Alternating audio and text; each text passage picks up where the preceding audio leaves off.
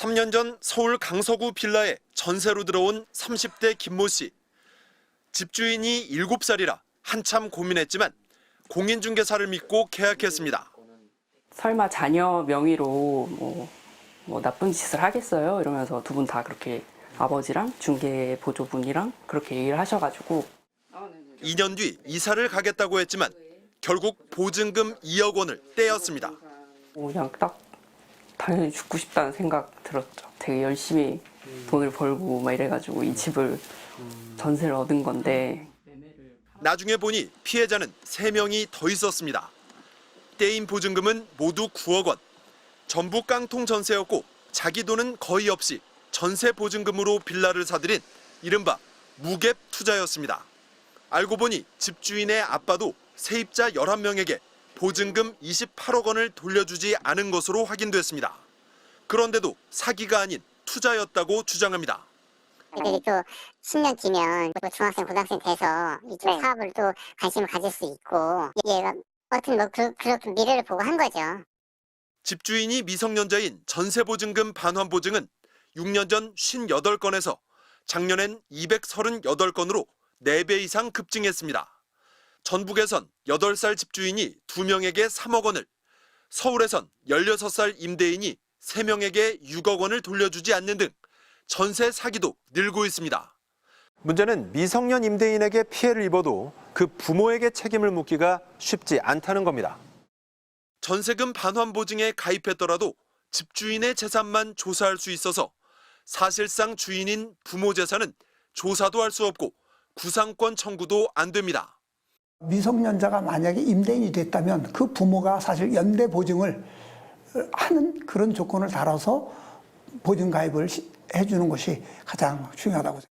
상습적으로 보증금 반환을 하지 않는 악성 임대인은 신원이 공개되지만 미성년자인 경우 부모는 공개 대상에서 빠져 있는 것도 문제입니다. MBC 뉴스 이준입니다. 서울의 한 빌라에서 3년째 전세로 살고 있는 대학생 가영 씨. 작년 3월 1억 3천만 원에 재계약했습니다. 그런데 집주인이 작년 말에 파산하면서 보증금을 날릴 위기에 처했습니다. 계속 연락을 드려도 답이 없고 부동산에서도 약간 나몰라라 하는 시기고 진짜 하늘이 무너지는 것 같다는 느낌이 뭔지 처음 알았어요. 같은 집주인에게 당한 피해자만 70여 명. 피해금은 70억 원대로 추정됩니다. 이 건물의 한 층은 모두 한 집 빼고 비어있는 상태인데요. 전세 사기 인정을 못 받은 피해자들은 결국 돈을 돌려받지 못한 채 이곳을 떠났습니다.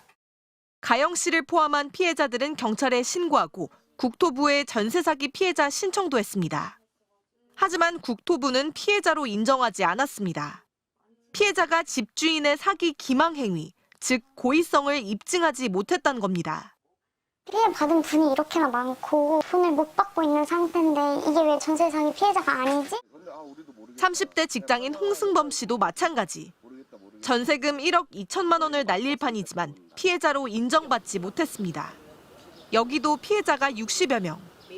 전세 사기 피해자로 인정이 되는 것만으로도 기분이 좋아야 될 판입니다. 암에 걸렸는데 눈을 뜨고 그냥 쳐다봐야 되는 느낌? 속이 타들어갑니다. 지난 2년간 국토부에 접수된 전세 사기 신고는 모두 4만 5천여 건. 이 가운데 8,200여 명은 피해자로 인정받지 못했습니다. 사기 의도를 입증 못했다는 이유 때문입니다. 초반에 비교적 폭넓게 인정하다가 점점 그 사기나 기망의 입증을 피해자에게 요구하면서 수사관도 아닌 사람들이 어떻게 입증을 하겠어요? 정부는 피해 주택 매입과 경매 지원, 세제 지원 등 지금까지 전세 사기 피해자 지원에 1조 3천억 원을 썼습니다.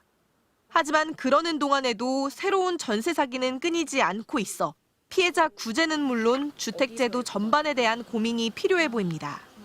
MBC 뉴스 이혜선입니다.